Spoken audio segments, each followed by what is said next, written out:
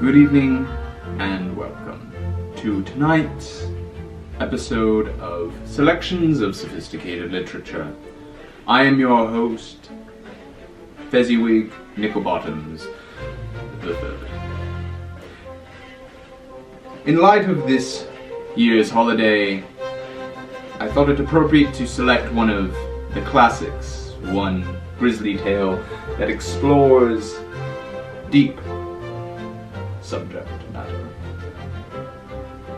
One that entails the ideas of maternal conflict, wishful thinking, and, of course, the intrinsic value of happiness.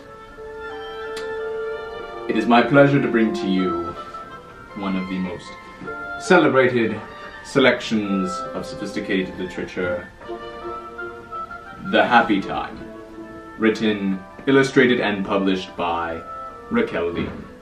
At the ripe age of 8, she was exploring philosophical and psychological struggles of growing up in a family. In this time, she had used her talents to explore the arts, with self-portraits as wishful as this, portraying herself as a mermaid. At this time, it is my pleasure to have the author herself read to you of her fantastic, celebrated, sophisticated novel, The Happy Time. Join me now as we explore this journey together.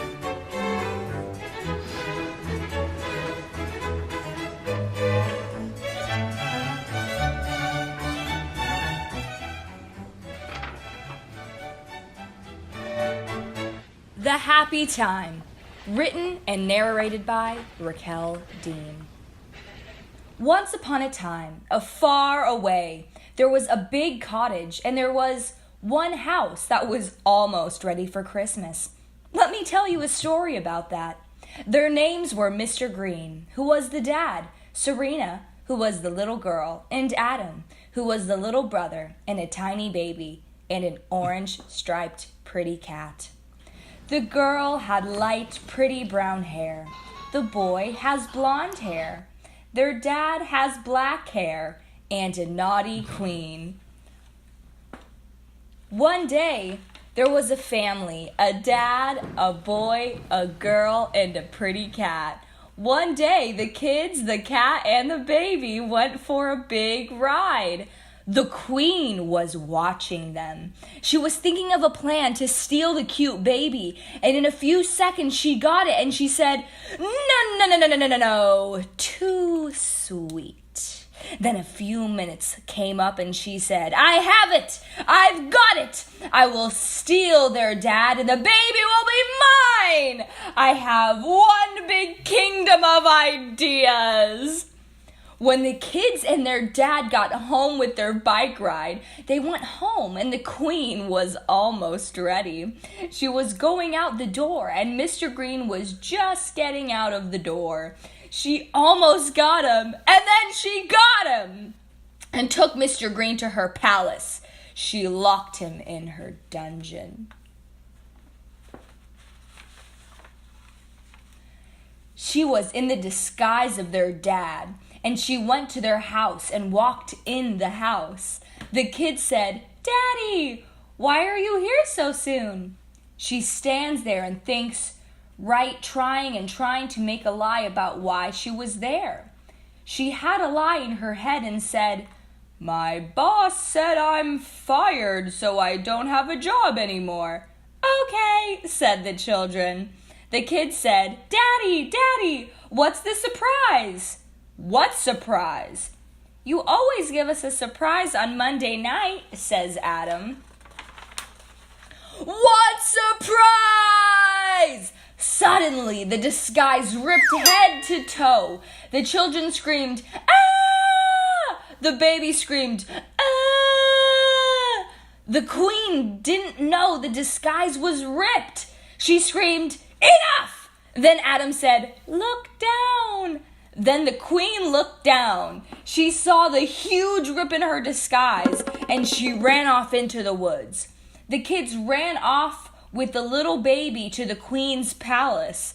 They tried to figure out where the dungeon was, and the little baby pointed if it was the dungeon or not. It wasn't there.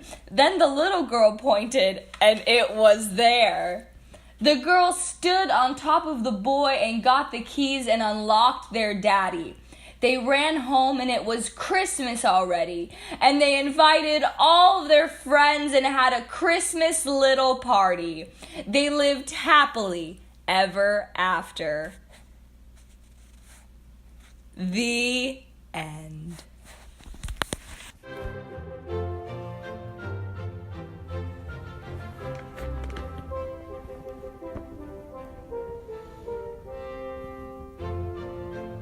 It's possible that we may never truly understand the allegories and the metaphors weaved into this complicated literature.